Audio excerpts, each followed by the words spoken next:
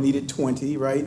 And he tested it so that he did the compaction test to show that, hey, now this road can sustain. And have we done the compaction road test here? Because I'm of the opinion. I'm not sure. Ernie's here.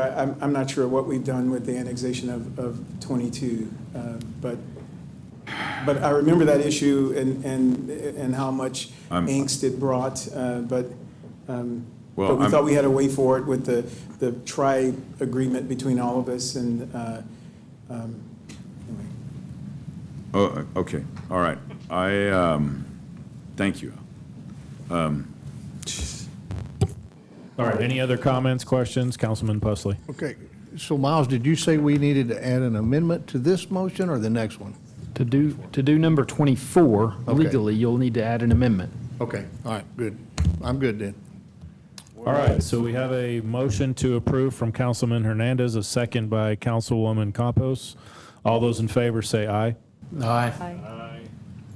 Any opposed? No. Motion carries. Mr. Sproul. Item number 24. Yeah, put me down as a no. It's going to pass anyway. Just out of principle. Would council like me to go through this? Just know that January is going to be really rough for y'all after that vote. I'd like to make a motion to approve item number 24 with the amendments that Miles offered. Just make it I'm sorry, point of order, just make the motion in a second, and then we make the amendment on Okay, top of yeah, that. you're right. I'm going to make a motion to approve item number 24. I want to, I'm sorry. Could you put back on the presentation and go to slide 4, please? I just want council to be aware, as you were speaking, yes, or as Miles was saying, it's pretty negative, right? So everyone's aware that when we bring, I say everyone, the developers that want to use the trust fund and take reimbursements forward, they're aware that they're carrying debt for a while, right? Our trust funds populate probably $1.5, $1.6 million a year. That's a good year, right? So it'll take some time and we still have a lot of cases behind this, so it'll take some time for people before they actually start seeing money, right? So I just wanted to show you that, and yeah. Al, question on this particular issue, because you have some that have been approved but haven't been started, and Correct. others that have started, that have been approved after and have started getting, so does it still get reimbursed in that order when it's approved? It gets reimbursed in order you approve it, yes. Okay, but what if it's completed prior to the other one being not even starting? Well, So, yeah, like, for the money, example- in essence, the money is encumbered. So let's take Caroline Heights that you approved, out of my mind is blank, a year ago maybe. Whatever's encumbered to them, that $400,000 or whatever, so it stayed there. It'll still show the negative. So even the next guy, if he or they finish their project, whatever comes first is going to populate the $400,000 for Caroline Heights, and then that person will get their payment, and those who approved after him the same way. So yes, Okay, the I order of will improvements- circle back with you on this at a later time, because, if there's a project that's been sitting there for a couple of years that hasn't even started, The money is encumbered. right, maybe we can revisit that as a policy, because, it seems like if we're sitting on something that Understood. isn't going to be done for the foreseeable future, and that money's sitting there and somebody's already completed a project, that we should reimburse them once they're completed. Understood. But let's revisit that. I'll circle back with And you. that would require, and Councilman, and as I said, we're looking at the UDC starting in January. That would require an amendment to the UDC. Before that, we can certainly bring forward an ordinance change. Well, to let's that. look at the situation first, Okay. before we make any decisions. But I want to circle back with you on that, because if they're just sitting on it and nothing's happening, and nothing's going to happen in the foreseeable future, and other people have completed their projects and have spent the money And waiting, yes. and waiting, in essence, I think we need to revisit that. But I want to see the landscape of what that actually looks like before making any decisions. I'll set something up to visit with you. Okay, thank you. All right, we had a motion for approval from Councilman Pusley. I made the motion. I'll second it. Go ahead and make your amendment. And then I'll offer an amendment to the main motion to add the I should probably restate that, just so it'll be in the right order in the minutes. Yes. This would amend sections 1 through 4 of the ordinance to add the following statement to the end of each section. Subject to the city's addition of the aforesaid 12-inch water line to the city's water transmission master plan, and to add at the end of the ordinance, effective after the referenced amendment of the aforementioned master plan. And that way, and I'm recommending that because you need to respect the rights of all the developers, including those who might, and specify when they might drop into that authorization. Okay. You- We need a second. I'll second that, but did you got it? He already seconded. No, that was on the main motion. We had Councilman Pusley and Hernandez on the first motion. Councilman Pusley stated the amendment. We need a second for the amendment. Second. So now we're voting on the amendment as stated Yes. by City Attorney Risley. So we have a first and a second. All those in favor say aye. Aye. Aye. Any opposed? No. Motion carries. Back to the first main motion for item number 24. We have a first, we have a second. Any other comment, question? No. All right, moving on. All those in favor say aye. Aye. Okay, that's to approve it as amended. Yes. That's as right. amended. All those opposed? No. Motion carries. Item number 25. Resolution authorizing an agreement with City of Corpus Christi, SSN 705 Submarine Memorial, Inc. for placement and maintenance of the USS City of Corpus Christi submarine sail at Sherrill Veterans Memorial Park. Mayor Pro Tem, I'd like to make a motion. Second. Y'all, I was the person that y'all sent away on the long voyage to go meet with this group. And it was a very exciting trip to Washington. Which, it was eye-opening. And as Gil has reminded me 50 times, and the person that's taken a hold of this project has done a great job. I really appreciate all the work you did on this, Gil, for making this happen. But I do like being reminded it wasn't a nuclear armed submarine. No. It was a nuclear-powered submarine. But thank y'all for doing this. We've been trying to get this here for 7.5 years. I guess that's the problem with being a new council member is I couldn't get anything accomplished at the time. And I was all deaf ears at the city. So thank you very much, Coach. Yes, sir. Thank you, Peter. Thank you, all the city staff. Thank you, Sea Turtles. And thank you, Councilman Hernandez. So a motion to approve. Second. All right, we have a motion and a second to approve number 25. Any other comments, questions? Yeah, just real quickly, and I'd also like to congratulate the Sea Turtles that are here today for all of your hard work in making this happen. I know that there's been a lot of bureaucracy you've had to go through to make this to get to the final point. I also was asked this morning on a radio show that I was participating in. Somebody called in and said that the city was still giving the Sea Turtles a hard time about putting their submarine, and I said, as far as I know, that's not true. We've been over backwards to try to help. But I did make this statement. If you ever get to the point where you think that's happening, please call me. I'll be happy to work with you and whatever we need to do. So thank you all very much for the hard work you've put into this. All right, Councilman Hernandez. One of the questions that I had brought up during this discussion was, if there's a desire for the Sea Turtles to sell like pavers or benches or stuff like that to help with the cost of the maintenance and maintaining of this facility, that the contract would have to mention it. But in my reading it, I didn't really see it called out. Maybe I missed it, but if it's not, we may need to make an amendment to it at some other time. I don't want to hold up this process, but. Yes, sir. It's not addressed but we can make some administrative changes and move Okay, through so this through the I'll make design phase. a reference to it at, this council meeting. That's why I'm bringing it up in this discussion that I anticipate that they would want to sell pavers at some time in the future to help cover the cost in this aspect of, former sailors like myself would buy a brick for, a certain amount of money to have whatever on there to help support that at Sherrill Park, not unlike some other things that we do in other places.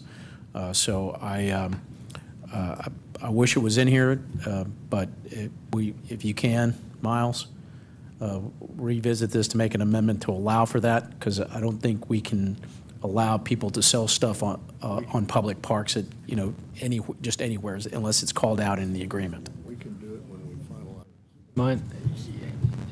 We can accommodate that. Keep in mind, they're not selling on the park, they're placing bricks on the park that I just want to make sure that we have that all lined out, because, we may not be here 10 years from now, all of us, and then they're looking back on it saying, you can't do that. So, Yes. if it's not in writing, so please make that amendment at some time in the future. Thank you. Yes. Thank you, Councilman Barrera. Thank you. First off, Rob, I want to congratulate you for at least getting this to the finish line, at least to this point, because I think, I was counting right here, I think since I've been engaged in this, it was retired Colonel Howard Shower that actually brought it to my attention, that lives in District 3, and who's on the Parks Board, and is when I first got on the council, and I think the Sea Turtles had gone to some other friends of mine prior to that. So since I've been involved, it's been 5 parks directors, interim and otherwise, And I think even when you call me on this and I talked to you about it, you said, Councilman, I don't know anything about it. I said, well, then you talk to Neiman, you talk to, who was the interim parks director at that time? Talk to Sarah, talk to Lisa, there was just a ton of people to talk to. So I'm really excited that we've got to this point, and I tell you what, I'm so looking forward to when we finally have the ribbon cutting.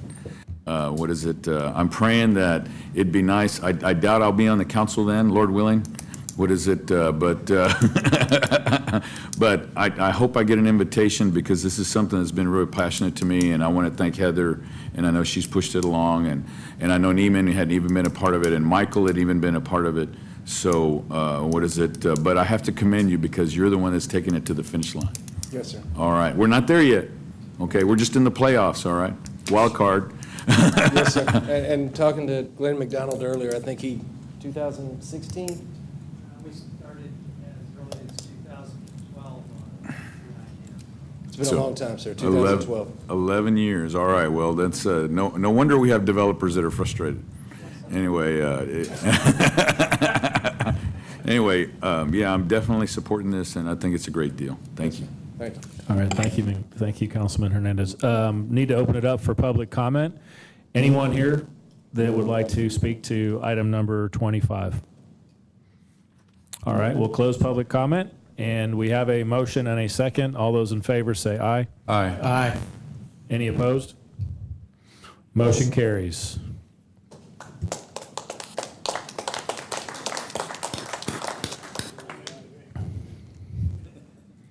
Item number 26, motion awarding a construction contract to Clark Pipeline Services LLC, Corpus Christi, Texas, for the Ship Channel Water Line and Gas Line Crossing rebid project implemented as a part of the Port of Corpus Christi Ship Channel widening and deepening, with Port of Corpus Christi reimbursing 50% of the project cost. Mr. Edmonds.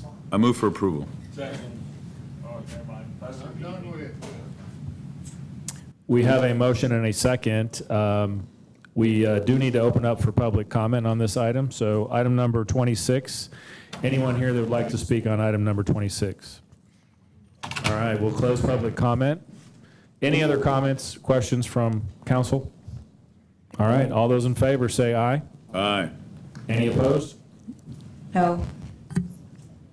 Motion carries. Number 27, motion awarding a construction contract to Anderson Columbia Company, Inc. of Corpus Christi, Texas, for the resurfacing. I'd like to make a motion to approve 27 and 28. So if, I was just letting you know ahead of time so that you can read both numbers unless someone is opposed to it. Sorry to interrupt.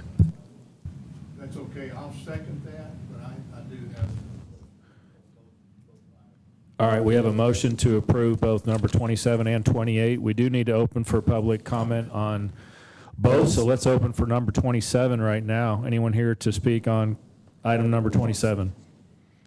All right, we'll close the window on 27. Anybody here to open, to speak open session on item number 28? Nope. Closing public comment. Comments, questions from council? Councilman Pusley? Yeah, thank you, Mayor Pro Tem.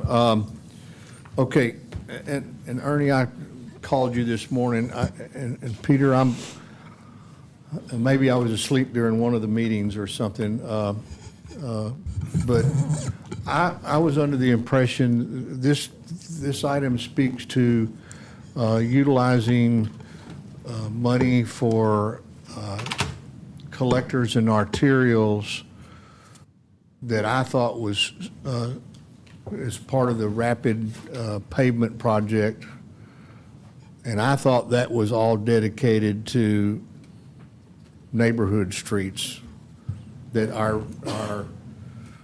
what's the name of it, rapid pavement or? Yeah, the rapid pavement program, yes, Yeah, sir. rapid pavement program, that was only associated with our neighborhood streets, residential streets, and not arterials and collectors. And part of the funding for this, if I understand it right, Ernie, is coming from the street user fee, which I always assumed also was dedicated to the residential streets. Right. Yes, sir. So the memo does say arterials collectors, but to be correct, the street user fee definition, the street the street system, and this is in the ordinance, the street system means structures, streets, right-of-way, bridges, alleys, and other facilities within the city limits that are dedicated to use of vehicular traffic. And that includes the maintenance and repair of those facilities and the operation and administration of such maintenance and repair under the street preventive maintenance program. So that's. Well, then, But- I wasn't here when that was done, but I want to tell you what was advertised to the public, because I listened very carefully then, what was advertised by the city management at that time, it was before your time, Peter, Right. so you're not to blame for this, but what the city the city manager, mayor and council at that time advertised it, that street user fee was going to be for collecting about $12 million a year that was going to go to residential streets. Yeah. So That's what I understood. if I may, sir, And I'm not blaming you either, Ernie, you weren't here either, but I'm just saying, that's what people out in the community understood. right, and the, what we used to call the IMP. So we got baited and switched. Well, sir, the IMP that this council approved June 13, that infrastructure management plan included with the maps and all the lists, arterials, collectors, and residential streets. I understand that. Yeah, I was here and Councilman, I raised my yeah. hand to do that, but what I'm Right. talking about is the funding of this. Oh, I got you. And Councilman, it doesn't this- matter. Yes, It's, sir, yeah. it's done, but the funding of this is being partially paid for by the street user fee money, which we have now canceled and moved into the general Right. fund expenditures. Yeah, that's what I was going to say. The street user fee, this city council did not renew it, so it expires in December 31, so we won't be collecting it anymore. There are some residential streets, about 4 million, that would be done with this contract, 4.8 million, in addition to or on top of those arterial streets that are listed. So this is both arterial collector and then 2 residential streets. Okay. Okay, I just wanted to be sure that I understood what we were doing, but. Yes, sir.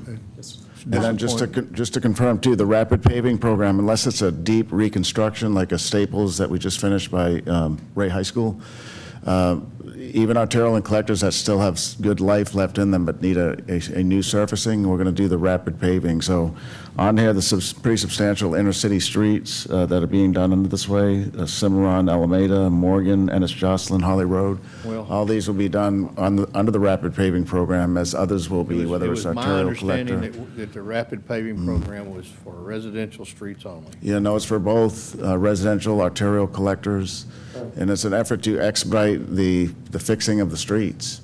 Right. The arterial network is, those assets are worth tens of $millions, and If we don't maintain them when they're around the 70 PCI range, and then we let them go too far, well, then you're doing a complete reconstruction, and something that would cost $3 million now will cost $14 million in a scenario where you No, I have, understand the process. I just, you Yeah. know, it's your concern is the fund. yeah, the Yes, sir. funding for me was supposed to be dedicated to, we've talked many times about the residential street issue and how we were going to take that from 60 years to 12. 5 years or Well, whatever. that metrics are, does hold for the 20 million of the RSRP. So that 5 times faster is taken into consideration with the 20 million of the RSRP. Because our program is broken down, 5 million in-house, 20 million of residential program, 12 million of the arterial network, and then 1 million for concrete. And the 5 times faster was calculated using the 20 million RSRP, because that one by ordinance requires us to use it in the residential and only in the residential streets.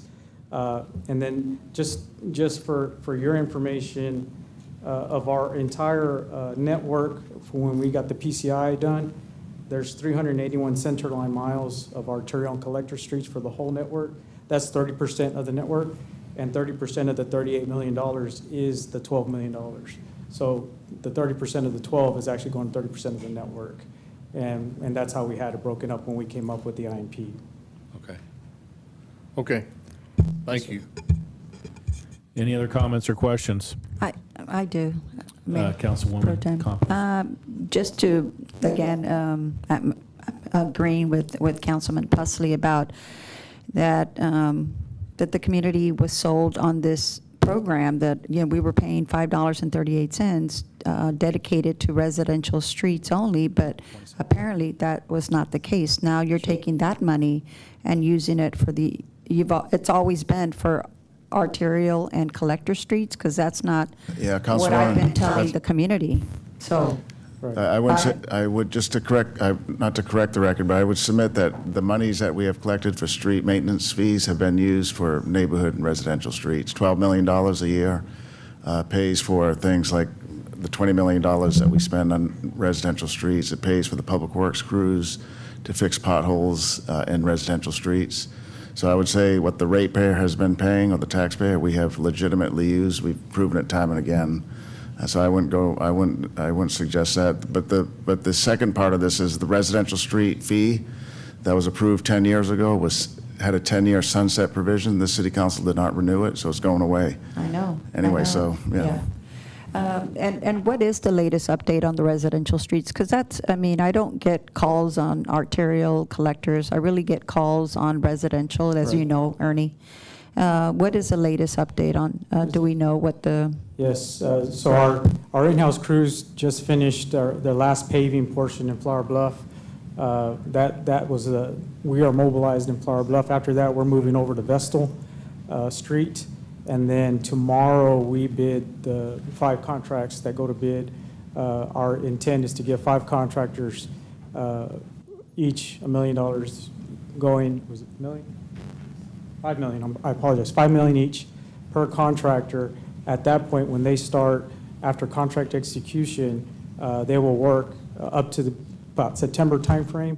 And so what we have been doing internally with our in-house resources, everything that we've done in Flower Bluff, you're just going to multiply that progress times 5 with these 5 contracts. So from contract execution to about September timeframe, you would have multiplied that production times 5 if we get 5 contractors going.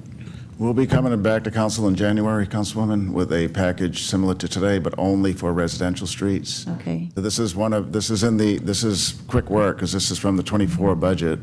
So already we're here on the arterial collectors package, if you will, awarding it to Anderson Columbia. Mm-hmm. In January, it will be awarding 24 monies to 5 different contractors. The bids just came in today, so we'll be working to process them. Okay, 'cause assuming they're all legitimate and acceptable bids.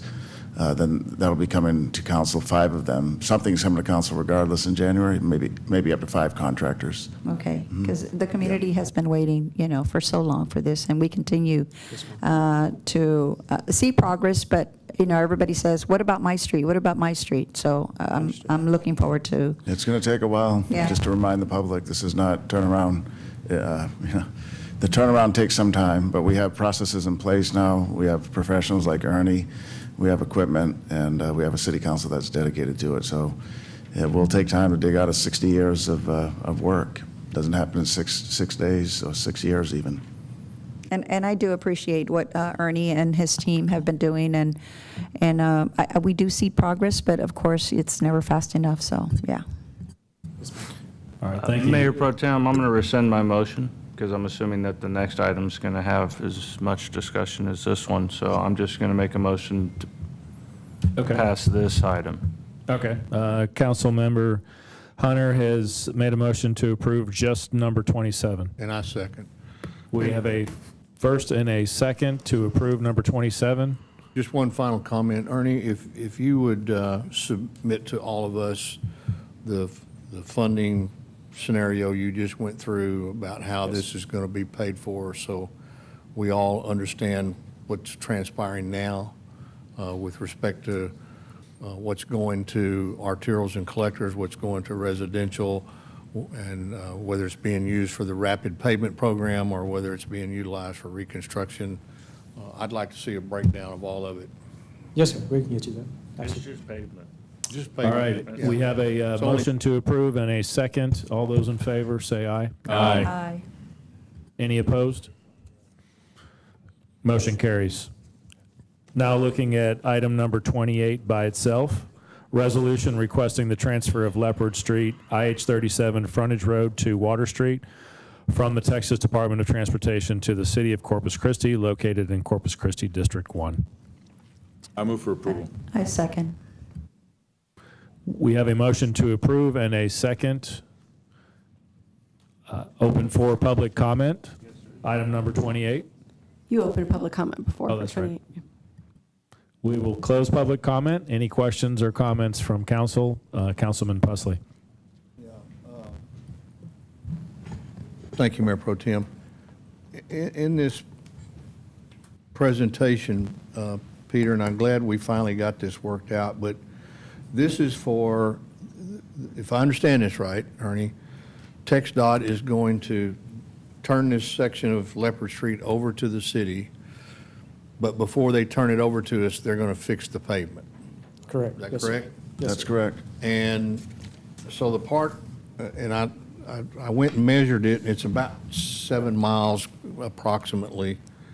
And it says here in this document attachment that TxDOT will bid out the construction project for Leopard Street in February of 2024 with $3.5 million that has been identified for funding the improvements. I don't know how is that the $3.5 million? Are they saying that from Rand Morgan to Cantwell, they're going to only spend $3.5 million to pave that? Is that what that means, or is that something, am I misunderstanding that? That's estimated, yes, sir. We have the set of. We can't change toilet paper around the city hall without spending $3 million, so I don't know how we can pave 7 miles of highway for. What it boils down to is spot repairs and a seal coat is what TxDOT is proposing for repairs along that corridor. Yes, sir. Spot repairs, so Spot, like in other words, where you have the failures, they're going to fix those failures and then come across the whole thing with a seal coat. well, I can tell you from navigation to Rand Morgan, that ain't gonna work. Yeah. That's the section they're going to It focus on. looks like a minefield there now. Right. Right, the inside lanes. They That's do the have- one you and they I do- drove, Councilman. Right, they do have sections where they're going Yeah. to pave just the inside lane that's in bad shape. The inside lane that's in bad shape, they're going to put hot mix as pavement repairs, but you're correct, it's not a edge of pavement to edge of pavement, full-blown rehabilitation. It's nothing like that. So at some point, we're gonna absorb that responsibility. Yes, sir, it would be our asset. Once it comes onto our system, then we would plan it just like we do any of the streets on the rapid pavement program and analyze it the same way. Okay, does Yeah, Navigation Boulevard fall within their jurisdiction or ours? I'm sorry, you have something? No, what was the question? Sorry, Councilman. Does Navigation Boulevard fall within TxDOT's responsibility or ours? I know we Navigation, go do you fix know? potholes I there. believe that's ours. It may be in an industrial development agreement. We'll have to check and get back with you on that one, Right. on navigation. Yeah. I'm sorry, Peter, I It can't. may be within an industrial development agreement. So let us check. We don't know the answer right here. We'll get it to you. Because as bad as Leopard Street is, Navigation is worse. Say that again? I said as bad as Leopard Street is, Right. Navigation is I worse. believe navigation is on the IMP to get done. Okay, Yes, sir. Okay, and Councilman, so on Leopard Street, the reason it's the way it is today is there's a disagreement between the state and the city as to who is supposed to do this maintenance dating back to the 60s. Yeah. That's why it looks the way it does. The city, not really being clear on it, have two projects. One's already complete by Miller High School. The second one's Miller High School to the brand-new bridge. Right. That's city taxpayer money going there in excess of probably 10 million. But this was an attempt to clarify in legal terms who's supposed to do what. So TxDOT says, we'll fix that worst section for you, and then in the new document, so to speak, clarify who has the ownership, and it would turn it over to the city. now So from this is Rand simply. Morgan on out, Right. is that ours already, or is TxDOT No, none of still it's a- ours. Yeah, it's just the city over time has fixed it, has made improvements. We looked at the agreement, and there's a conflict between an attachment and written text in the agreement as to who's supposed to do what. So from Rand Morgan out to 5 Points, is that still going to be under the That'll be all the ownership of ci- TxDOT? No, it'll be the city. So the limits you talked about, it's from downtown all the way up to 37 would be turned back to the city of Corpus Christi. Yeah, it says from Cantwell Street That limit is the limit of the paving project? Yes, sir. Before I came to Public Works, there was a negotiation between the city and TxDOT to get a certain amount of that work done on Leopard Street before we would come to council. Okay. And those limits that you're talking about are where that work is going to be. But as far as what we are proposing to bring onto our system is everything from over there where I believe the name of the street is Rayfield, all the way to the terminus of Leopard Street, which is downtown, the east limit. And the reason that is because if you go to TxDOT's planning map, you can look on the TxDOT planning map and see what's their system and what isn't their system. So their planning map shows that whole stretch of Leopard as having a control section. And when we asked TxDOT to define what the limits are for what we're going to bring to council, they asked us to use what was on the maintenance agreement. But that maintenance agreement is kind of hard to read. And so when I went to the planning map, I recommended to our legal department that we come to council for the full limit of Leopard. That way there's no question because you know for a Well, fact. Leopard goes all the way to I-69 at 5 Points. So Right. we're assuming all of that? Yes, sir. All the way back to Cantwell? Or No, beyond Cantwell. beyond Cantwell? Yes, if you follow it down, all the way to downtown where it terminates, even on the city part, what we call the city part, all of that is still showing as on TxDOT system Okay. on their website. What about the new bridge they just built? That is theirs because it goes over the interstate. Okay. They're at Staples? Correct, yes, sir. Okay. All right, I'm good. I make a motion to approve. All right, we already have a motion to approve and a second. Any other comments, questions? All right. All those in favor say aye. Aye. Any opposed? Motion carries. Letter N, briefings. Number 29, briefing on the city's raw water and treated water contracts.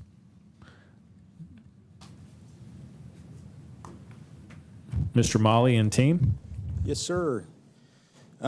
Okay, well, thank you, Mayor Pro Tem and council members. Drew Molly, Interim Chief Operating Officer. I would like to recognize a few folks on my team that played a role in putting this together. So we've got Maria Corona and Esteban Ramos with our Water Resource Management Group. We have Reba George with our Utility Billing Office, and then we have Adriana Escamilla, who is our Communications Manager. Next slide. Okay, so The conversation of wholesale treated and raw water customers came up in discussion, probably goes back a couple of months to the summertime when we were doing the rate model presentations. It was commented back then that these legacy contracts have never really been placed in the spotlight and scrutinized to the extent that we are today. These legacy contracts were negotiated and executed many years ago, with the exception of the San Patricio contracts that were amended in 2018 and 2019 for treated and raw water, respectively. The next most recent contract amendment was signed in 2013 with Violet Water, and that was over 10 years ago. So it's not a huge surprise that some of these contracts may not be as well understood. So the purpose of this presentation is to provide a very high-level overview of these contracts, the first of several conversations that we're going to have with you.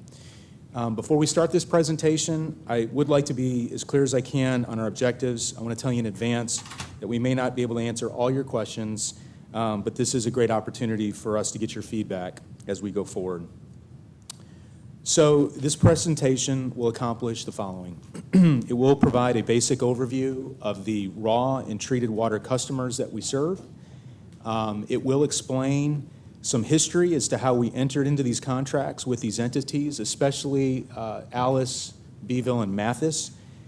It will emphasize that we cannot open these contracts without a mutual agreement between us and the other party at likely a significant expense of legal fees. It will provide a very high-level explanation of how these rates are established, what eligible costs are included for recovery to the city, and how raw and treated water customers compare to each other's rates. It will emphasize that our raw water system is an integrated system, meaning everyone benefits by being part of the entire system's raw water supply. Therefore, everybody pays for it regardless of what part they use or don't use. Next slide.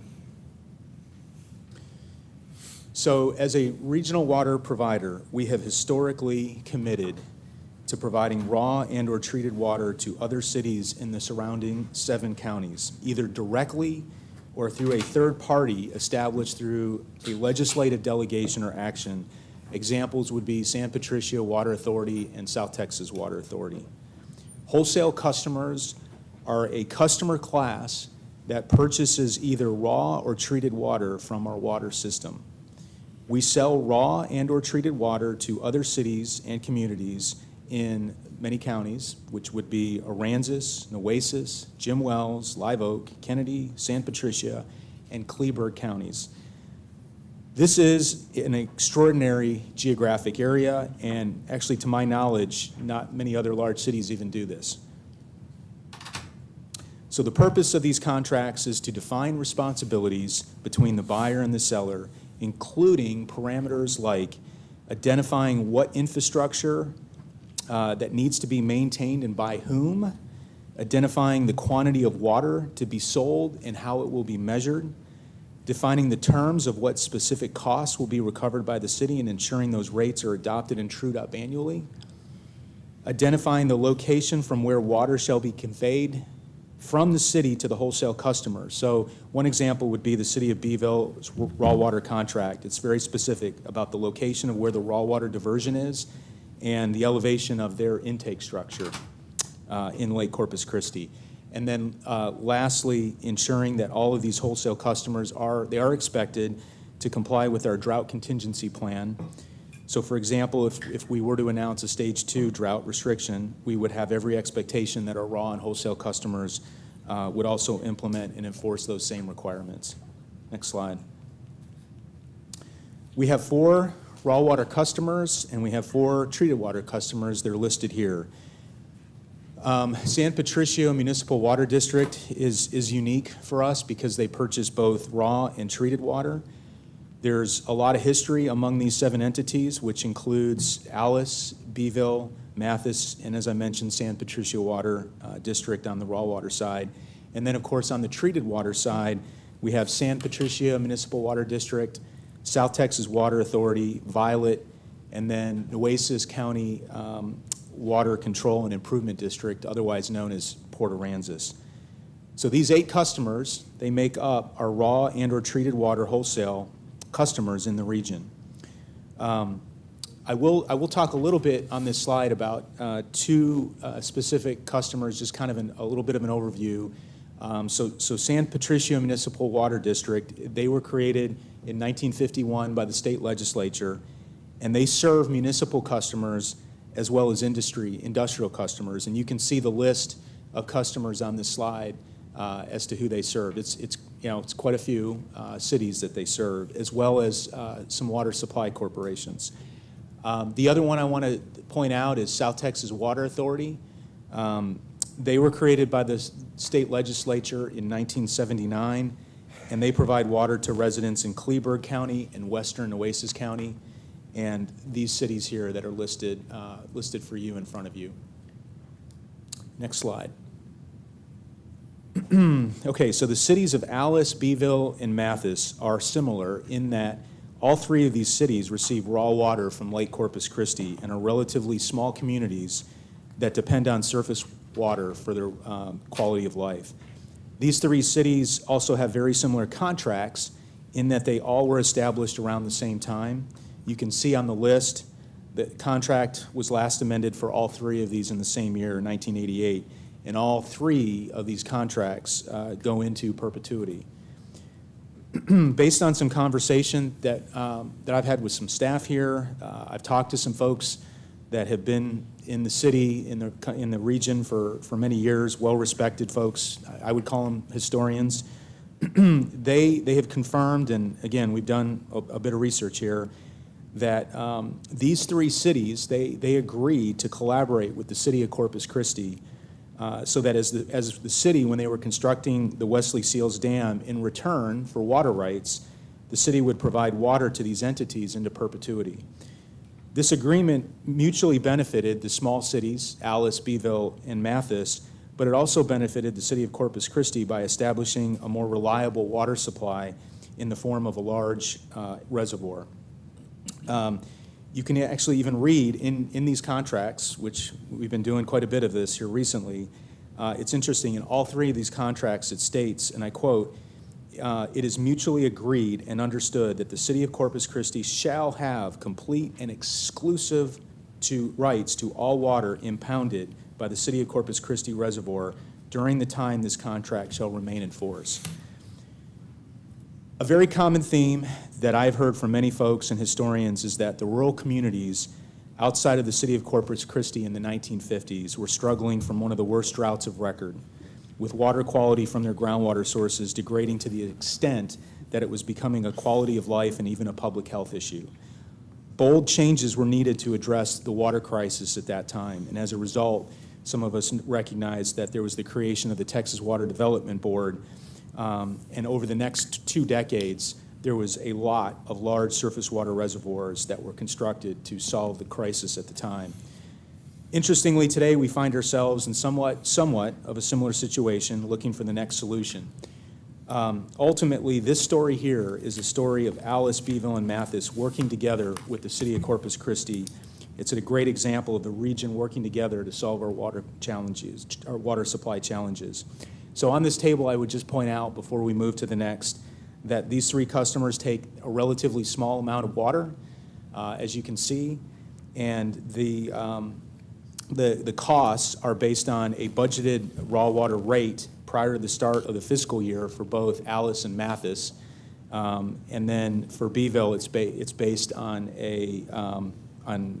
for Beeville, it's based on actual usage. But really the most important point is the bottom line is at the end of the year, these costs are trued up and everybody is made whole. So there's a true-up process that happens at the end of the year. Next slide. Okay, so we talked a little bit about San Patricio Municipal Water District. They are, like I said earlier, they're a unique partner. Again, their contract goes into perpetuity. They take raw water, interestingly, from 2 locations. They take it from the Nueces River at the Cal Allen location, and they also take it from the Mary Roads Pipeline. Hey, Drew, can I ask you a question? Sorry to interrupt. Yeah. Would you prefer to have questions throughout, or would you want to wait till the end? I'd probably, I've only got a little bit, so I'd probably just wait till the end and I'll Okay, take any all right, questions. thank you. You bet. So San Patricio Municipal Water District, they can take a max of 36.8 MGD. They actually have a minimum, or a take or pay minimum 5 MGD, and their average take, at least for last year, was 22.2 MGD. Next slide. Holy crap. Go back. What was the previous one, previous year? Previous year, 2023. 22. FY '23. Okay, next slide. Okay, so our wholesale treated water customers are listed on this slide with some key summary points. South Texas Water Authority, we talked a little bit about them. They convey water directly out of the Owen Stevens water treatment plant, and they deliver this water through a 48-inch diameter pipe to their customers in their system. They take, as you can see on this slide, they take, at least last year, they took 1.6 million gallons a day, and they're charged a raw water rate at $1.02 per 1,000 gallons, and then their treated water rate is $1.74. Next, we have Port Aransas, otherwise known as Nueces County Water Control Improvement District number 4. They take their water through our transmission network, which essentially means the water is produced out of our surface water treatment plant, Owen Stevens Water Treatment Plant, and it has to move, or is pumped through a series of piping to get to the take point for Port Aransas. Their take amount is, as it shows on this slide, at least for last year, it was 1.3 million gallons a day, and you can see what their rates are. Their raw water rate, $1.02 per 1,000 gallons. Their treated water rate is a little bit more because of the fact that they're having to pay for the network costs to deliver that water. San Patricio Municipal Water District, again, we talked a little bit about them, but essentially they receive water right out of the Owen Stevens water treatment plant, which would then indicate why their rate is a little bit lower, or similar, I should say, to South Texas Water Authority. They're not paying for the cost of that water to be conveyed through the transmission network system. And as you can see, they pay $1.74 per 1,000 gallons.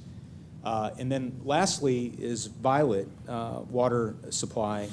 And Violet is a relatively small rural community on the outskirts of the city of Corpus Christi.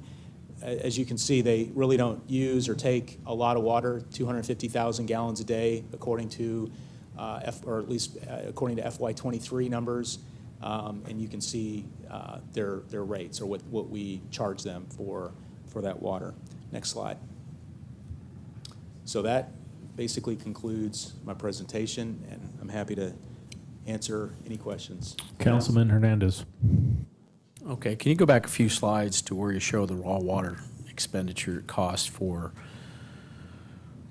here and there? You have $1, and then you have roughly 96 cents for this. Correct me if I'm wrong, but this is not our raw water expense, right? We have raw water from Lake Corpus Christi and Choke Canyon, we have raw water from Lake Texana, and we have raw water from the Colorado River.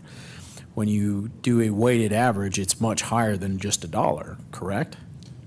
Right. So this is the raw water cost that we charge to these customers. This is the cost of the operations and maintenance of the Choke Canyon Dam, Lake Corpus Christi. It's all put into, it's all totalized and calculated at that rate. Okay, you said Lake Corpus Christi and Choke Canyon. You didn't mention Lake Texana, and you didn't mention Colorado River.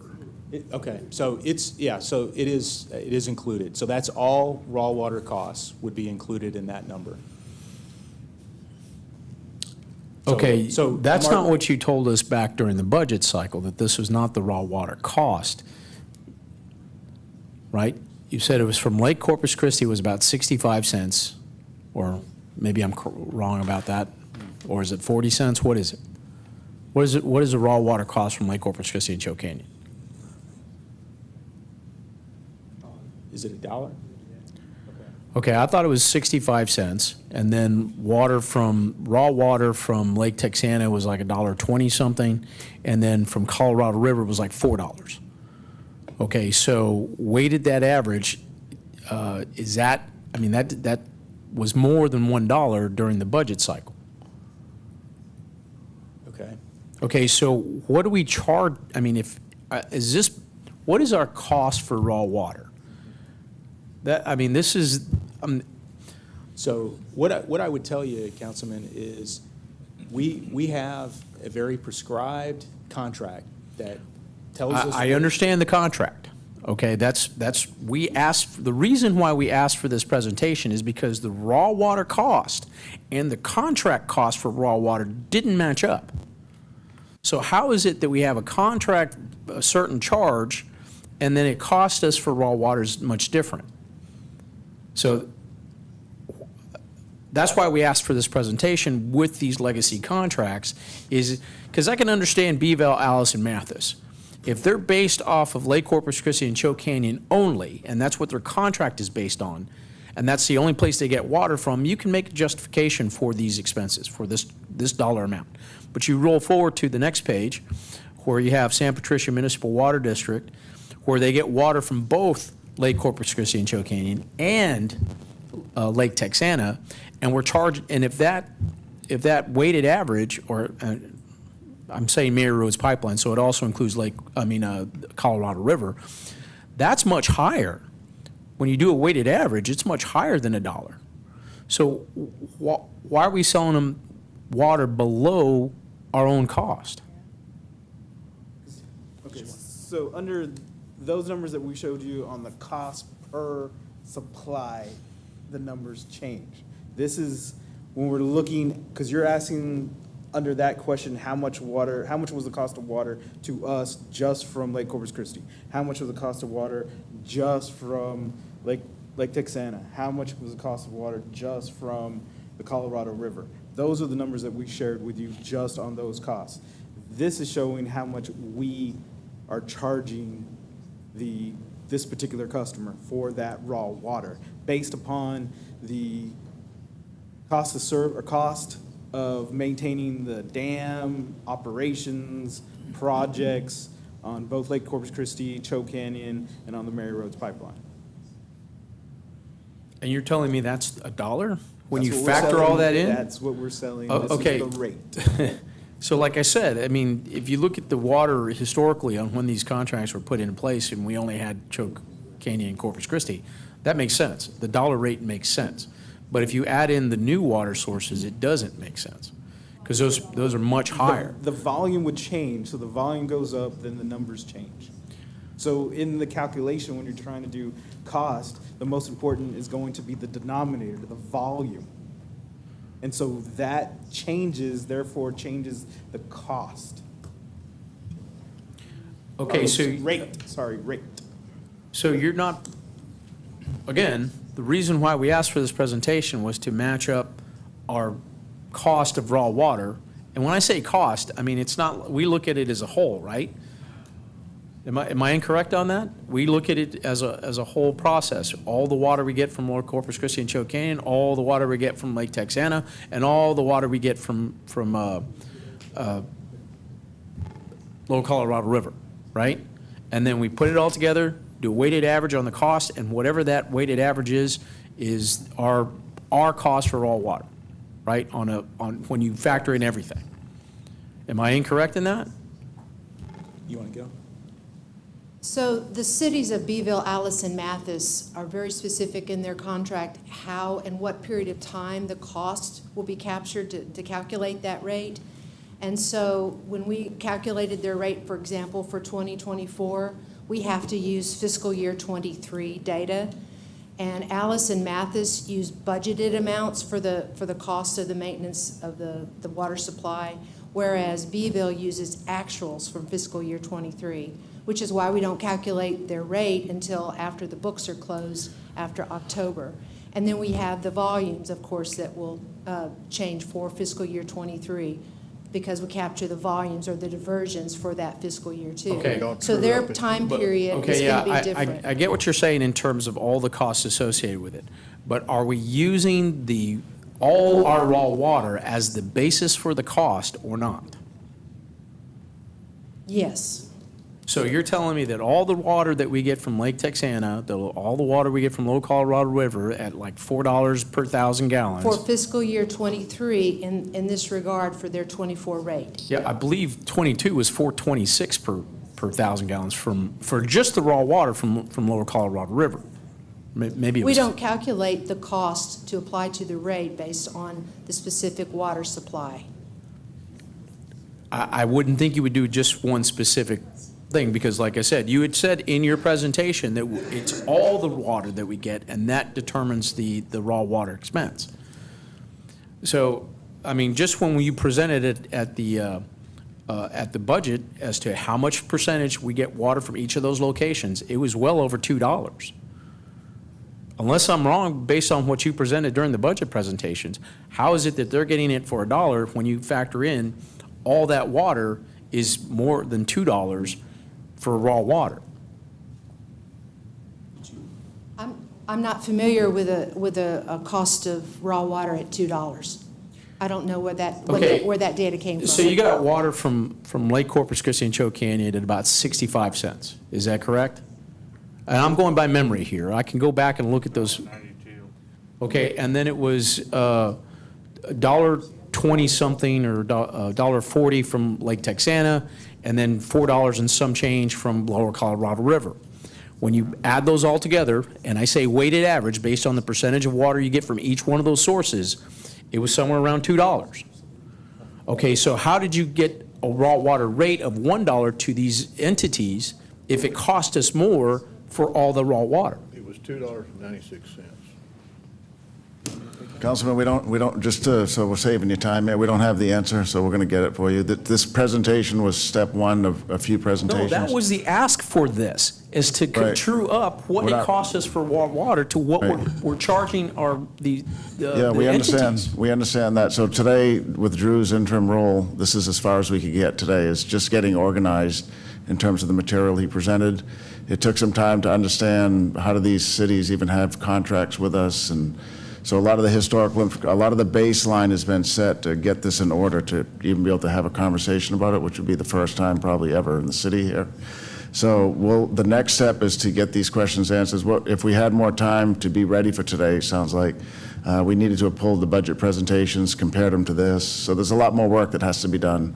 We'll get you the answer. We don't have it today. We can continue to ask it, but obviously we can't answer it. So, yeah. Okay, so just to be clear, what I'm asking for is how much does it really cost us from all our sources for raw water? You know, and I say weighted average based on the amount that we get from each of the locations, from each of the sources.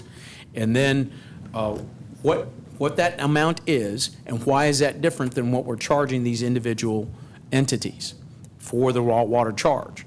Okay, so that's what I'm trying to understand is, are we not basing it on our total raw water from every source, or are we doing it by source? So this is not, Right. doesn't make sense to me.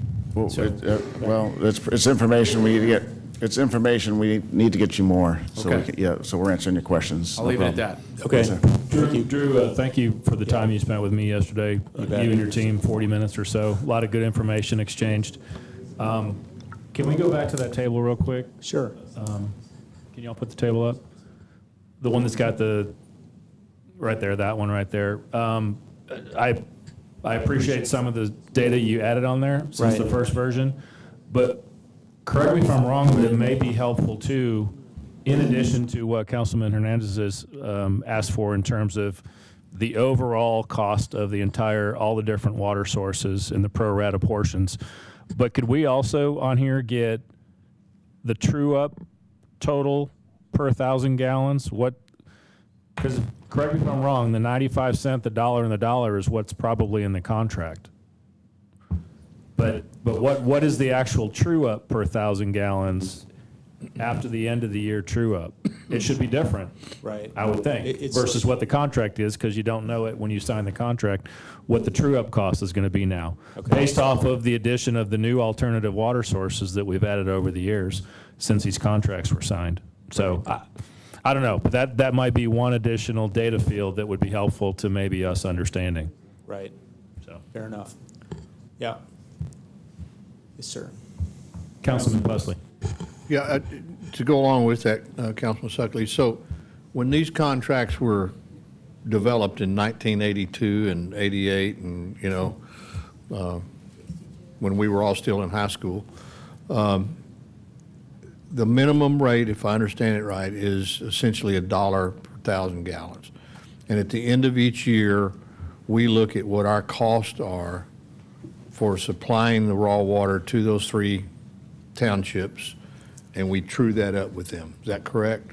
Whatever that comes So- out. That's correct, So- Councilman. Whatever that number Yes, sir. is. If there was an unforeseen issue that we didn't predict would happen, and there was an expenditure that was not predicted, that at the end of the year would go into the ledger, and that would be trued up. So Okay. they would pay for So that. who does the true up? Do we do it internally?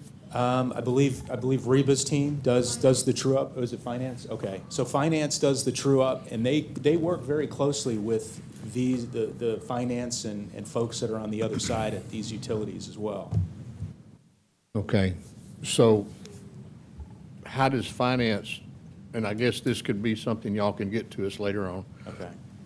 How does finance determine what that true-up number needs to be?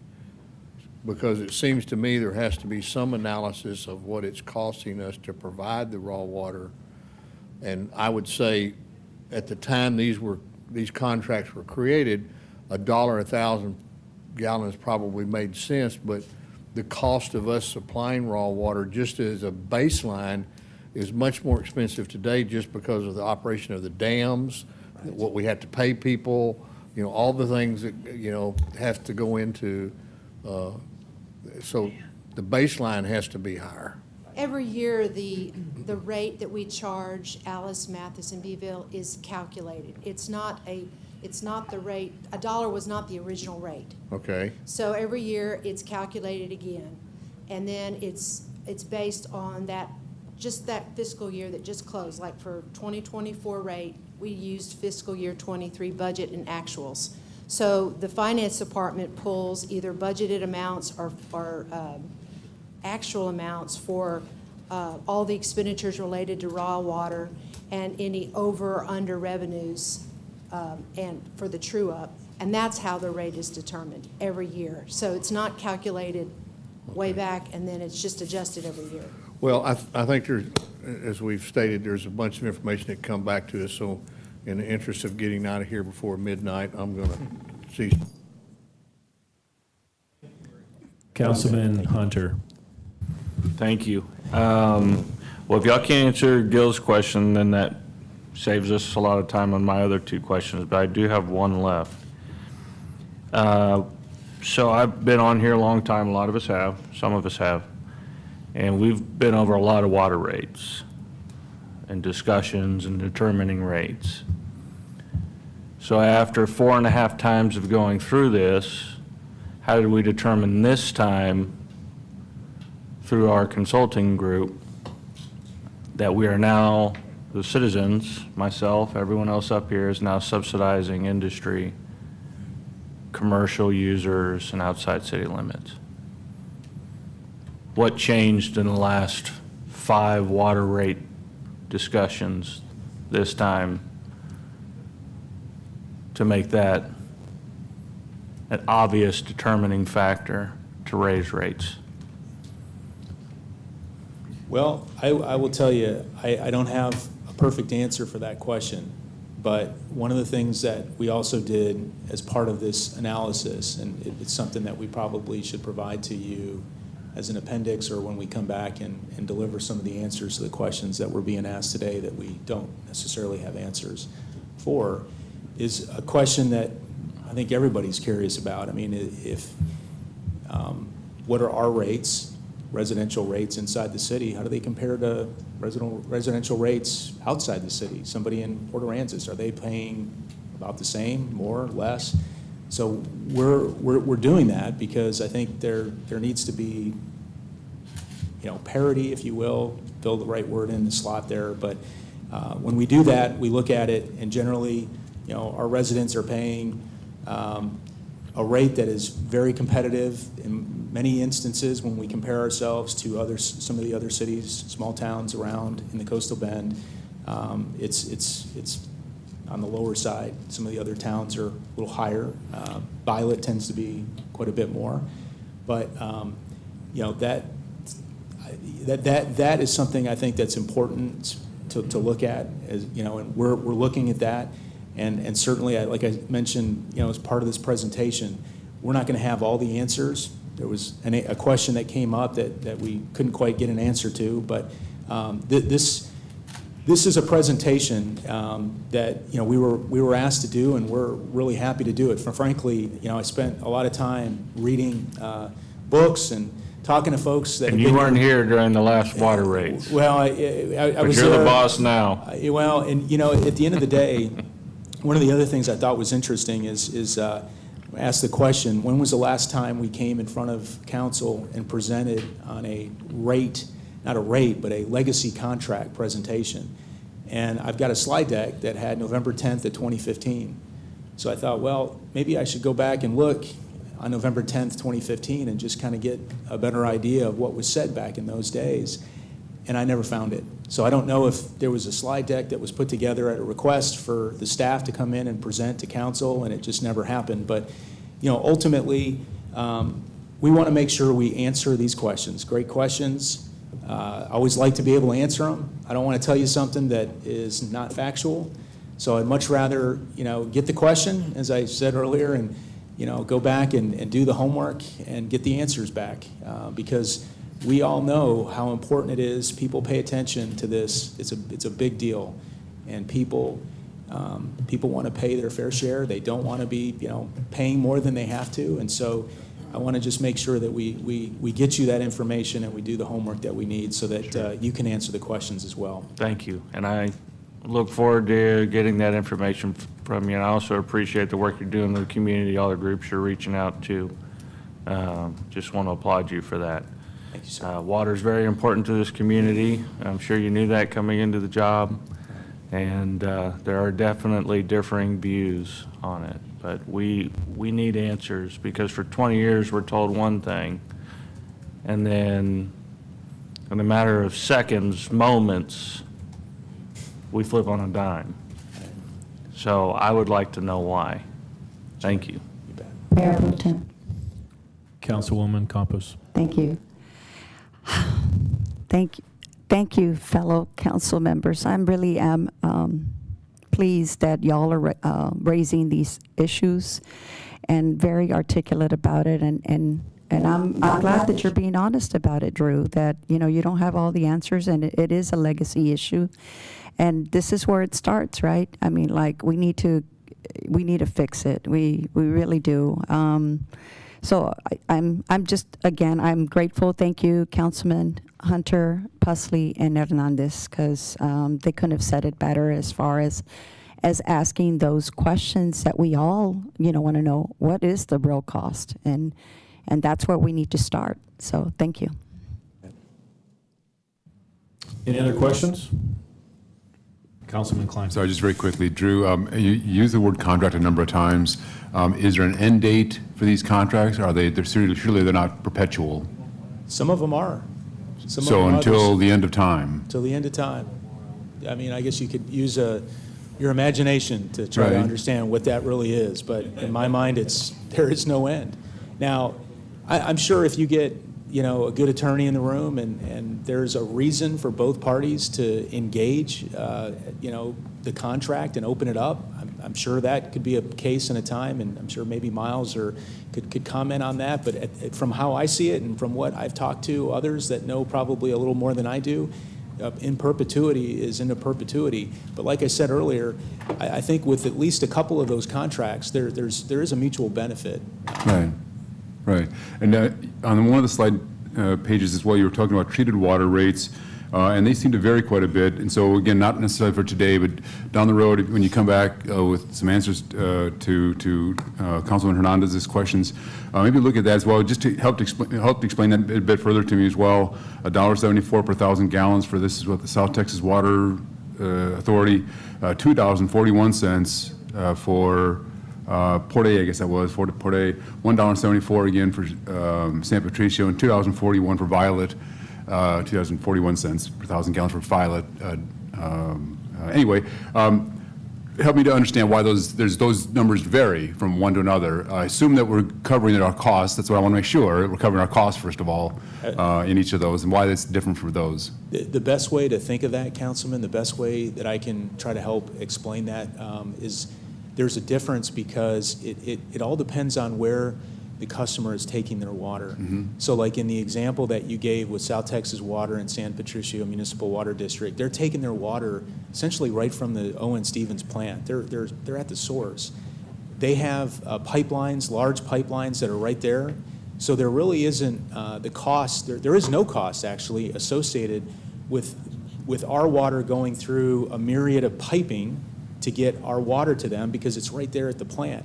Whereas in the example of Port Aransas and Violet, that water from Owen Stevens, it has to go through a lot of pipeline to get there. And there's a cost associated with that. There's a cost to operate that pipeline. There's a cost to maintain it.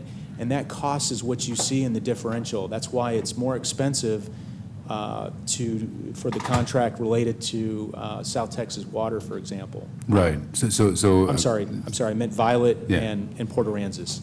Forgive me. Let me just ask this as well then, because again, I'm trying to understand all this. Those treated water rates of $1.74 or $2.41 are substantially less than what residents pay within Corpus Christi at $5.08 per 1,000 gallons. Isn't that the same treatment? Why are those rates different? Why is that one not all at 174 or 241 or 508? Right. So when that water, for example, let's just pick Port Aransas, I guarantee you that water that Port Aransas is buying from us at the rate that you just described, the 274 and the $1.02, you have to add those together. There's more cost that Port Aransas adds on to their total bill that they bill their customer because they have folks in their department that also maintain some infrastructure, and they've got tanks that they have to operate, and there's staff that have to make sure that the regulatory requirements for Port Aransas are being met, and there's accountants. Lines to be maintained. Correct. Right. So there's a lot of folks on the Port Aransas side. There's folks on the Violet Water side that have costs associated with operating those utilities. And so those costs have to be factored in. So when you add those costs in for, let's say, Port Aransas, and you compare our final cost to our customers, which we have done, and we could provide you with that comparison, the numbers are very, very similar. Our resident is paying very much the same cost as a person that lives in Port Aransas or a person that lives actually in Violet. It was kind of interesting. Violet was, I don't know if we made a mistake on the calculation, but Violet was a little bit more expensive. It was kind of an eye-opener, frankly. But nonetheless, the average, if you look across the board, they're very similar. So, we're not, I guess I'd just go back to, it's very similar, which is good. That's what we want to see. Right. All right, thank you. No other questions? Thank you, Drew. Appreciate it. Thank you, sir. Item number 30, briefing on the request for interest for development near the former Lamar Elementary site and nearby neighborhood parcels. Mr. McGinn. All right. Good afternoon, Mayor Pro Tem and council members. Daniel McGinn, Director of the Planning Community Development Department. This item is just intended to give you a quick update on some of the next steps we have for the RFI process and the development of the properties in and around the Lamar School site. And so these are duplicate slides. I'm going to skip ahead here a little bit to shorten this up. Next slide, please. Yeah, this is duplicate. Next slide, please. Okay, so today we did take action. We're calling that phase one is the larger lot, the right-of-way, and then those 9 lots that would be just north of the school site. And so that was a property we identified for the Prosperity development. At this point, we do have 4 other developers, single-family in nature, that have also responded to our RFI. And so we're currently meeting with those now, and we're kind of calling the next step the phase 2. And so that would be the parcels kind of identified in the white polygons. There's about 45 of those, some narrow, some a little bit wider than others. So we think, we have about 40 to 45 homes. Maybe a more dense kind of smaller house could be developed, so maybe we could get some more in there, but that's probably about what we're looking at. And so we're working with those folks now. We've had 3, we've been able to meet with 3 of the 4 Next slide, please. And these are just some images of some of the product that they have done here in our community. No particular order, but we have the Habitat for Humanity as a respondent, Thanksgiving Homes, DSW, and Come Dream, Come Build were the 4 that we're currently meeting with. Next slide, please. And so next steps, of course, we had the second reading today. We're going to work on the next, you might see agreements or possible agreements with 1, 2, 3, or 4 of the developers on a certain number of those lots. And so that will be back for council approval at some point. We want to meet with them, get the 4 meetings done. We'll meet with our leadership, talk about what are some of the best recommendations we can forward on to the council on how to move forward with that. We do have a couple other items that will be coming forward to the council. We'll have the right-of-way closure that's that portion of Mary Street between 19th and 20th. That would be for the larger multifamily tract. We have some zoning cleanup that we'll need to do for that right-of-way and some of the single-family lots to the north. But we'll also have this comes annually, the support letters for these tax credit applications, and that will be another item that will come forward, along with, we'll probably have a few others around the city that will also apply for that. So those, in the next couple weeks to months, you'll see those 3 items. And we were able to confirm today, I know it mentioned last week that the Prosperity Development was wanted to do a community meeting, and we'll be there with them, so we did confirm a date for that. So that will occur the evening of January 11th, where we'll be able to meet with the neighborhood, talk a little bit about the design, some of the siting, landscaping, colors, different aspects of the structure can be discussed there. We'll talk, we'll make the community aware of the right-of-way closure that's coming, the zoning. And then we're also going to see if the other 4 developers would also like to attend and talk about some of the products and some of the projects they have done. I think that'd be helpful with the neighborhood too, to hear from those as well. So that meeting would be January 11th. That's a Thursday. And so that, we don't have time, but I will send the council the details once we have them on that. So, and that, I'd be happy to take any questions.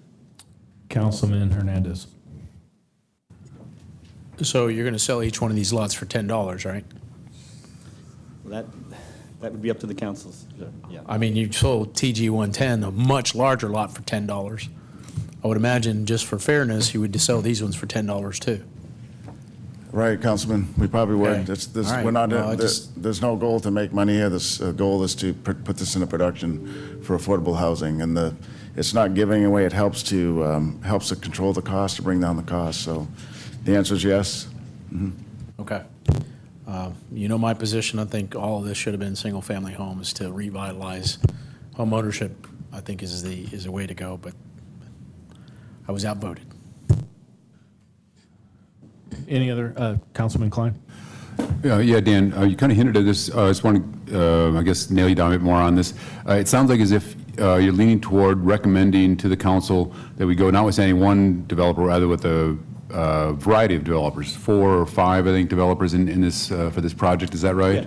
Yeah, our initial thoughts going into this would be to have lots of folks working at the same time to deliver as many units as possible in a short period of time. So having all 4 developers would be ideal. We still have to kind of work through some of the requirements they may ask of the city to see if it's a good deal or not a good deal. But yeah, ultimately, I think having all 4 working would be ideal, just to deliver that many units that much quicker. Yeah, I'd agree with that. I think it's my understanding, just from what little I know about this, that the developers in questions, again, from what I understand, seem to be building homes or at least selling homes at different price rates as well. And that's, I think, for the better as well. It gives people more variety then also. That's correct. Thank you. Councilman Barrera. Hey, Dan, I just want to commend you on this work, and Peter and you guys. I mean, I went to school there at St. Joseph's, and played a lot of basketball, spent a lot of time with a lot of the kids in the neighborhood across from Lamar, and it was rough then, back in the 70s. So what is it? I'm glad to see that we're moving forward and incenting developers to go ahead and move along with projects such as this. And I obviously have been a fan of the TG 110, and I think it's a great project to start out with, and that way it encourages other developers that they know that we're willing to partner with them. So this, like I said, I spent a lot of time out there. It was nice. I'll bore everybody with a little bit of rolling trivia. And when I went to school out there, it was me and a buddy of mine. We sang and played the guitar. And so when there were funerals and they didn't have anybody to sing, they'd bring us out of school and we'd go sing at the church.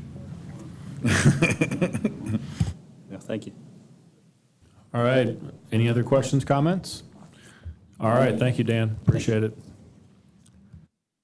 All right. Moving on to item O, appeals of a decision of the Building Standards Board. Item number 31 is the consideration of an appeal of a decision of the Building Standards Board to demolish a dilapidated substandard structure located at 1214.5-20 North Staples Street, owned by Priscilla Tryon Cambrick. City Attorney Miles Risley will introduce the item and review the process being used for the appeal.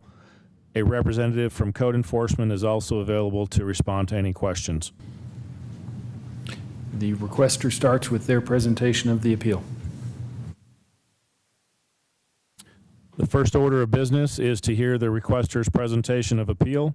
Ms. Cambrick, please come to the podium and make your presentation to the council.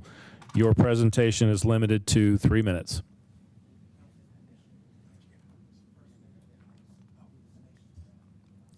Okay. Address 2814 Rogers Street, Corpus Christi, Texas, 78405. The property we're speaking of, it's been said, is 2014.5 through 20 at North Staples Street. I bought the property about 20 years ago at the tax sale through the Nueces County. And I bought this property as an investment. And the only thing that I'm hoping and wishing today is that I do not want the building to be demolished. I would like to have it refurbished or restored. I wanted to make it a historical landmark. There on North Staples Street, this building was built, I guess, in the late 20s, I would say. And North Staples Street was called, to some of us, the Cuts, where the black neighbors had businesses. It was a business community. And I myself and others from the Washington Coles neighborhood is saddened to see that the city is wanting to have it condemned. So we're not wanting to have it destroyed. Okay, you'll jump in. Sorry to interrupt, but because of time constraints, I want to make sure we delineate for you exactly our points of error. So we'll represent to you that there are 5 points of error. Primarily, they are this. First, the city of Corpus Christi gave Ms. Cambrick Tryon a number of different things to do to get this building up to standard, including getting a visual inspection, which she did.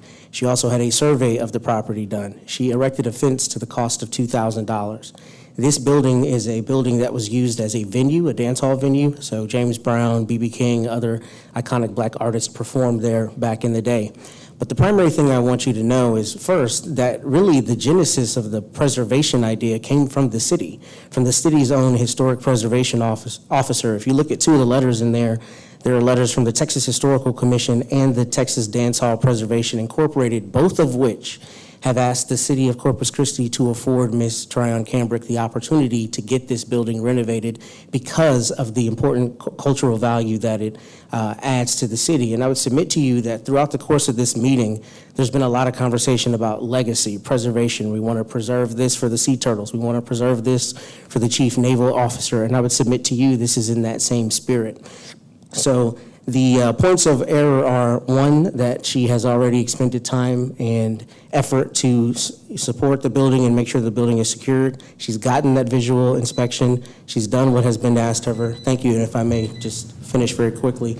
And really what the city council has to look at is whether it is, one, an undue hardship and whether it's manifestly unjust. And I would submit to you that it is manifestly unjust when you have the last standing structure of this cultural significance to the black community, demolishing it, particularly because none of the complaints about this building have been from the city.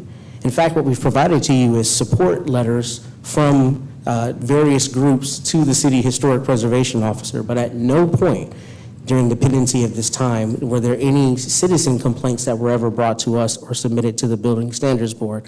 And most importantly, one of the Building Standards Board members suggested a while ago that they table this indefinitely. Apparently, the city did not believe that it had the mechanism to do so. But the reason that's important is they recognize that restoration of this building does not happen overnight. It takes a period of time. And just like the developers that have come up and others who have come up with very long pendencies to the time that they are implementing their projects, we would ask that Ms. Tryon Cambrick, in that same spirit of compassion that's been extended to them to move the city forward, to use Councilman Pusley's words, be given sufficient time to actually do that. This is not something that is remedied overnight, but it is something where she has shown earnest efforts to restore the building or to begin that process of protecting it so that people in the community are not harmed. And finally, this building is out by itself. It is not in the midst of a residential community. It's not in the midst of a business district. It is out essentially by itself. There are a few structures nearby, but not very many. So it does not constitute a danger to people in the community. What it constitutes instead is an opportunity for us to live the principle of Sankofa, the West African principle of reach back to pull forward. And what we're asking is that the council sustain our appeal and reverse the board's decision and give her sufficient time, as the experts have suggested, to restore this building because it offers such important cultural significance to the city of Corpus Christi. Thank you. Thank you, Ms. Cambrick and Mr. Manning. Council members, do you have any questions for Ms. Cambrick? Ms. Cambrick, Councilman Pusley. Yeah. Ms. Cameron, Matt, thank you very much for your presentation. So what are your plans? I drove out and looked at the building, and I will tell you, I've been associated with construction in one form or another for a long time, and it looks like a very challenging project. So what are your plans on a go-forward basis from this point for restoration of the building, the funding for doing so, that sort of thing?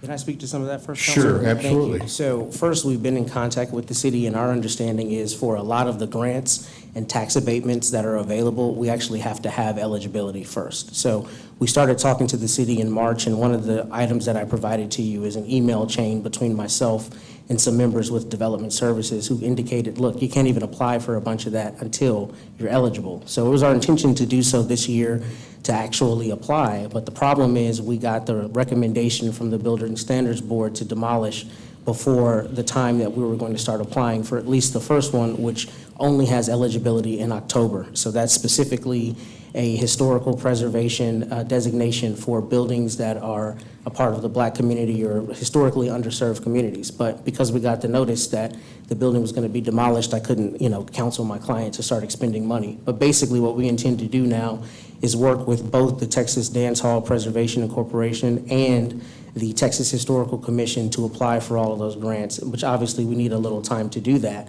But in the meantime, she's already erected the fence and taken some steps to ensure that there are no transients on the property or other, criminal trespass, so that there's not any issues with the building. Yeah, unfortunately, Councilman Roy had to leave on business this morning, and I spoke to him before the meeting to, it's in his district. Right. But I also live in Precinct 1, or District 1, so I'm very familiar with the area.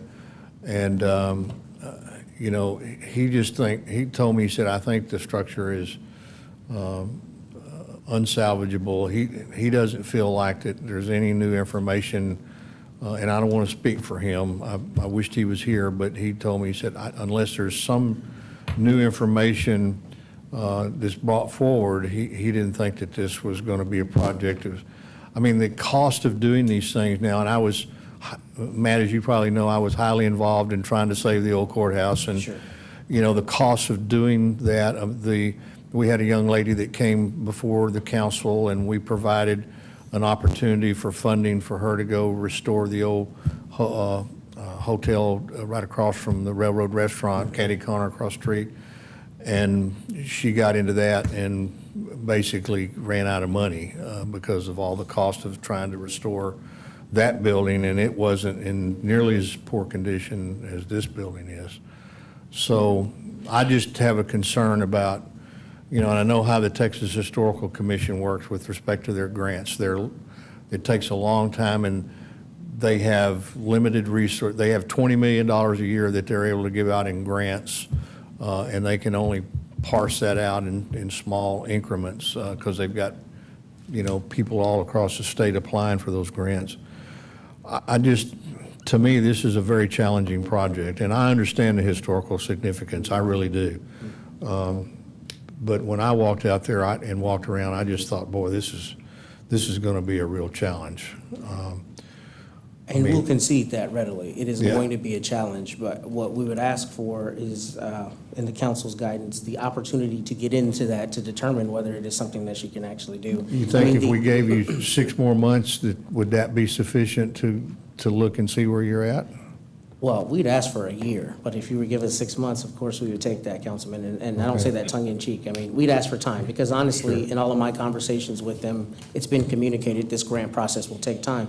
But that's actually what we've asked the Building Standards Board for on a number of occasions, to just give us an opportunity to get into it in earnest, and that's why Mr. Sahlberg suggested that they just table this indefinitely, so we could have an opportunity to, frankly, ascertain that. But we can't even really talk about what kind of money we could be looking at until we had this preliminary eligibility, which is what we've provided to you. Well, under the Robert's Rules of Order, tabling indefinitely means it can never be brought back, so we don't want to do that. Well, I wouldn't be advocating for my client if I didn't ask for that, but recognizing that, yes, sir, I understand that's the case. But I certainly am sympathetic to your issue. I'd like to hear from some of the other council members, but in defense of our code enforcement man, I wanted to tell you, we've reinvigorated our code enforcement department over the last year and a half or so, and basically we've told them, don't wait for complaints. Go out and find the things that are impacting this community and making it not the beautiful city by the sea. And so they're doing that. And so although your point is well taken about it not being an impact to other structures around it, it's the kinds of things, one of my pet peeves when I first came to the council was the old building across the street from the railroad restaurant that was leaning to one side. Yeah. And it almost, the last hurricane almost got it, but, we went to work on that, and it took 6 months to get all the approvals to get it torn down. But anyway, I'll pass on to my other council members, and then I may come back and have a recommendation. Sure. Okay. Thank you, Councilman Hernandez. Okay, the questions I have here, I mean, obviously we can see the condition of the building, and, the roof's caved in. You have a lot of damage in the interior, a lot of exposure to the elements. Now, according to the documentation we have, you acquired this property in August of 2003, is that correct? Sounds about right on a Nueces County tax sale. Right, so, I mean, there was plenty of opportunity to try and redo this since then, but it's been empty and kind of deteriorating since then. What took, and now we're here in the 11th hour. When the building was, excuse me. We're here at the 11th hour, where, it's already, the building's degraded considerably. And, you're not the only one in this situation. We come across this on a couple of occasions where a building may have some historical significance, but it's just been neglected. I can think of one that was in real bad shape, but somebody who was spending a lot of money on it, and it was a much smaller structure, was the Dr. Hector P. Garcia's office, right? The roof caved in. And if it wasn't for somebody actually that had money to go spend into it right then and there, it probably would have been demolished. Okay, but you don't have the money right here and now to go and do something, right? So what was the holdup? Why, if you got it in 2003 and you kind of understood the significance of it then, why not? What happened? Why didn't you address it then? I'll let her speak to part of that, but I think part of the issue is we did not recognize the significance of it at the time it was purchased. that's a more recent discovery in terms of some of the research that was not only done by the Historical Commission, but by the Texas Dam Salt Preservation Incorporated and the city's own Historic Preservation Officer. I think once it became crystal clear just what kind of cultural value it had, it then became clear that the onus is now to not only restore the building, but to do what we can to preserve it for the rest of the time going forward, so the citizens of Corpus Christi have this culturally significant building. And in fact, if you look at the letter, it is the only structure of its kind from that community specifically related to the Black community. So basically, it was a 11th hour discovery of how culturally significant it was, and I think that that's the genesis of her wanting to. Do we have anybody from the Historical Commission here? No? Okay. All right, thank you. Gil, if you're talking about the County Historical Commission, I am a member of that commission. Well, we also have the Landmark Commission for the city. Anybody from the Landmark Commission? Or are they just not interested? All right. Thank you. Thank you, Councilman Hernandez. Councilman Hunter, do you still have a comment?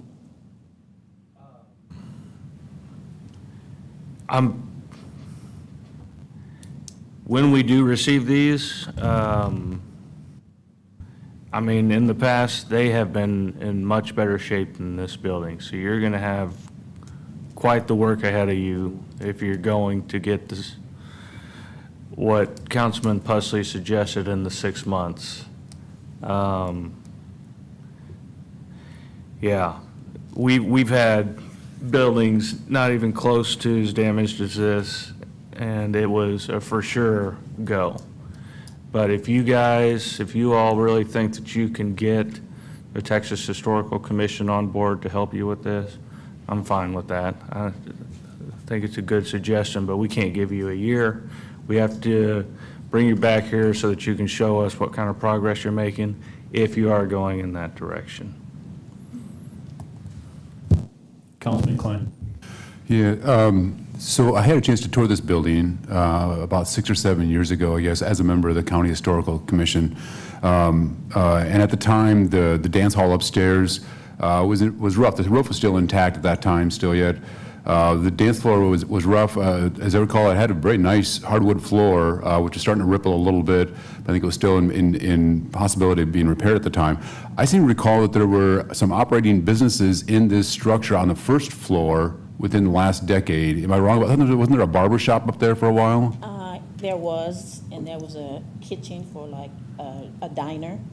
Do you know when the last time was they were in operation in that building? When I bought it in 2004, so give and take 5 years prior to that, I guess. Yeah, so what I'm remembering though is I think that they were operating, as I said, a barber shop up there within, as I said, within the last decade, sometime in the last part of the 20-teens or mid-20-teens. Yes, sir. All right. Thank you. And then I just want to, Mr. Hernandez, where you were saying when I bought the building, it was in immaculate shape. I guess about 4 years ago, when we had the windstorm that came through, when that's what took the roof in. And then it was transients coming in and out, so, with code enforcement, okay, I go and board up everything. And they told me I need to do X, Y, Z, I need to get it fenced. I went and paid $2,000 to put the fence up. And I have, not contractors, I do have friends to go over and board up, but if I'm gonna keep putting out all this money, and then you're gonna tell me, no, you need to tear it down, we need to be on kind of like one accord and kind of work with me here, I wanted to bring it back as it was in the days when Black businesses was on North Staples Street. Any other comments or questions? I was going to ask the same question about that Councilman Hernandez asked about what's transpired over the 20 years. Certainly seems, if with the historical significance that, this would have started a whole lot earlier, and you would actually have a structure that, might be workable. I'm certainly not an engineer, and I know enough about construction to be dangerous, but I think if you took 10 engineers over there, probably all 10 would tell you, you would be wise to level this and start over if you truly wanted to have some sort of a structure on that site. But with that being said, if there's no other questions, I'm sorry, Councilman Barrera. They do. Okay. Next, City Attorney Miles Risley will present the explanation of applicable law. The Building Standards Board has made an order on this. They tabled this several times, as you can see on the timeline, many times, 9 months of tabling, gave many chances. The applicant has come up here and they haven't indicated either a plan of refurbishment or any money, any resources to rehabilitate this building. It is unlikely that this building could be rehabilitated for less than the cost of a complete reconstruction. Therefore, the staff recommends that you deny the appeal and sustain the Building Standards Board's order. This building is not going to get any better. Thank you, Mr. Risley. Does the council have any questions for Mr. Risley? No. So move. Let's go to the staff presentation real quick, Councilman Pusley, if that's okay. Staff response to requesters' complaint about errors.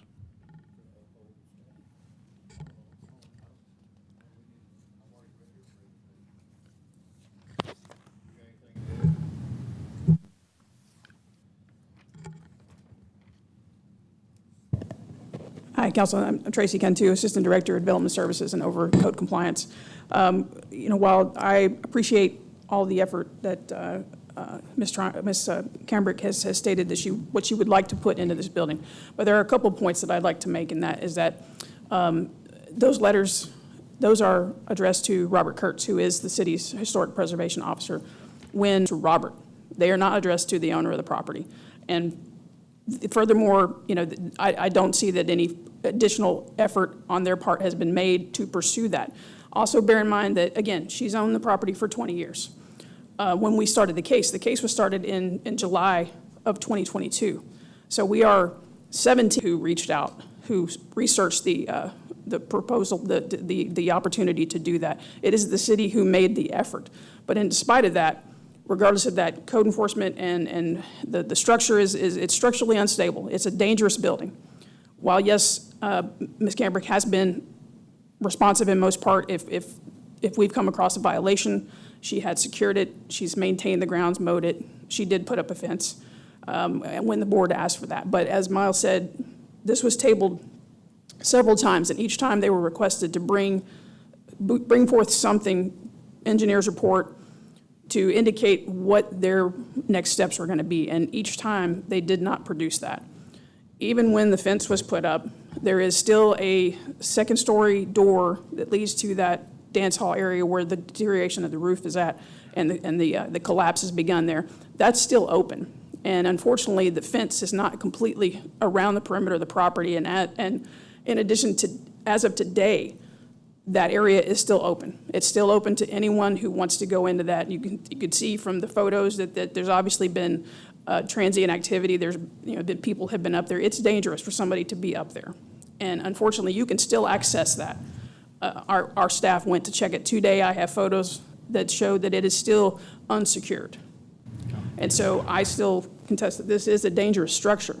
And while they have good intentions, those intentions could have been carried out at any point in time, as opposed to just what Councilman Hernandez said, instead of at the 11th hour, where we've got a significantly deteriorated building that, again, as Ms. Cambrick, as she said, became further deteriorated with a significant windstorm. And we've witnessed that each time we've had any type of significant rainstorm or windstorm, the building further deteriorates, and that collapsed roof is putting pressure on the outer walls of that building. And even though there's not residents significantly right next to it, it is a dangerous structure. And I'm fearful that it could give way, that second story could give way at any point in time, just due to the weight of the framing that has deteriorated and is causing, stress on the rest of that building. So, while again, I appreciate their efforts, but it's been the city who has put forth the effort to steer them in the direction for some resources, but they have not followed through with that. And again, this case has been, this didn't just start in September.